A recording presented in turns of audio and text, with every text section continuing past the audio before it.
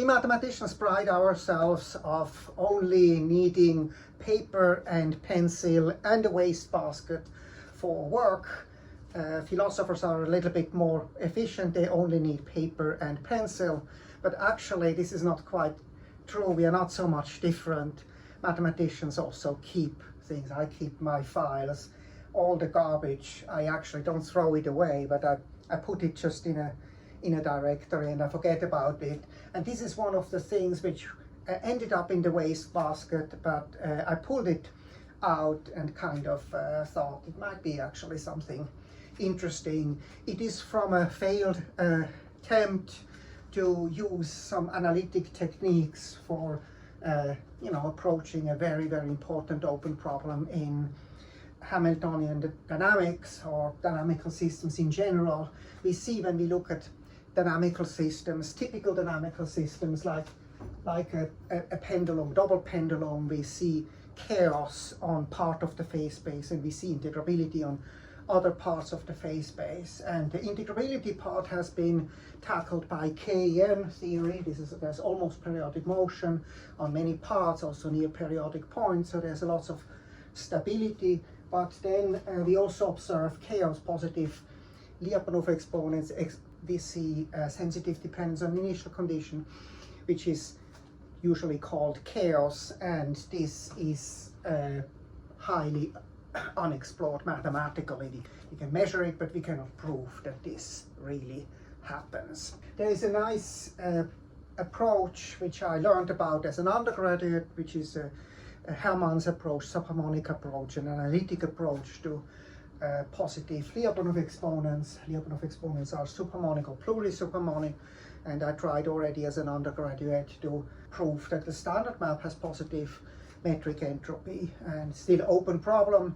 And I tried analyticity, writing it as a part of on a torus on a four-dimensional entire map, and then use plurisubharmonicity.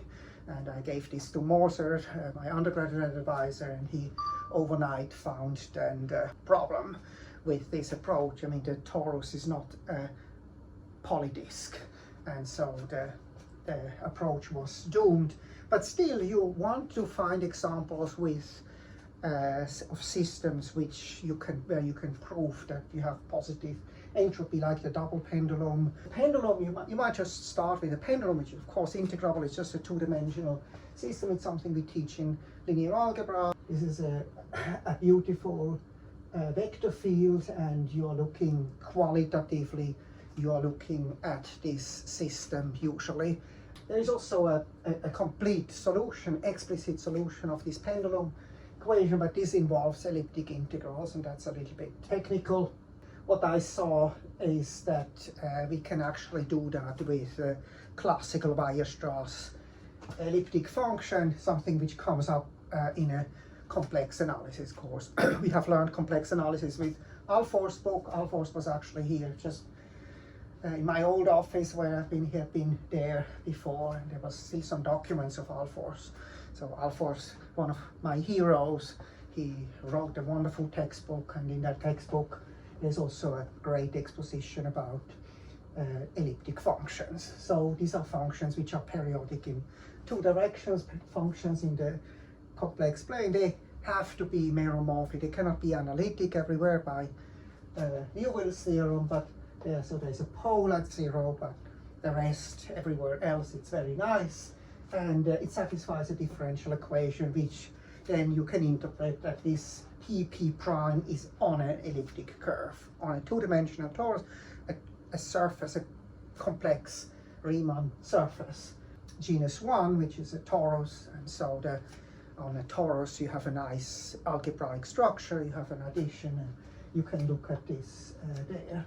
And so if you take this differential equation, it's not so well known that you can actually differentiate that. It's in Siegel's book, for example. Siegel was advisor of Moser, so Siegel has this formula. So it's actually very close to Painlevé, but we don't have the variable. We have just a constant instead of z. But it's just a very, very simple ordinary differential equation.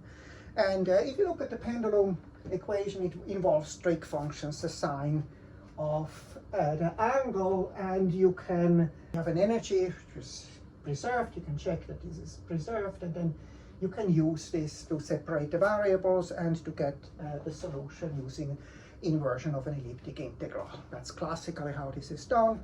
The approach, the analytic thing, is to actually use the variable u, the complex variable u is e to the I theta, and then just write down what the equation means, what this differential equation means. You get then to this, exactly to this differential equation here, to this quadratic second order differential equation, which means that we actually can write down the pendulum explicitly using the Weierstrass elliptic function. It's kind of cool. Would be a way, I mean, it would be really sad to have this kind of rot in my hard drive and die with me. So I thought it's kind of, I should throw this out. Still, there is then some hope. That was actually my original idea, is there's a hope. Maybe you take two penduli and independent penduli, and then you start coupling them, and then you use superharmonic techniques to actually estimate.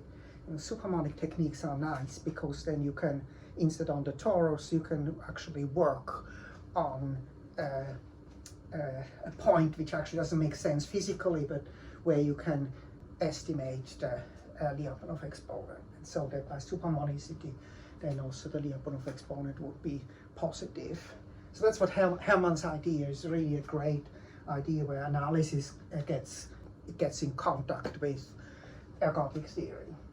So that's the story, and I like this kind of picture that you are on a torus and you are just have a translation on the torus, and you can translate that you are moving actually here on that torus here. You are moving, you have a point, initial point, which is determined by the initial position of the pendulum, initial velocity, and then you are just moving over, translating on this torus. If the discriminant is 0, then you are in this situation here.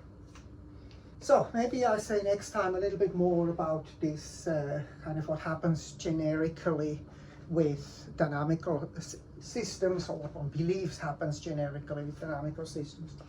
There's very, very, very little known.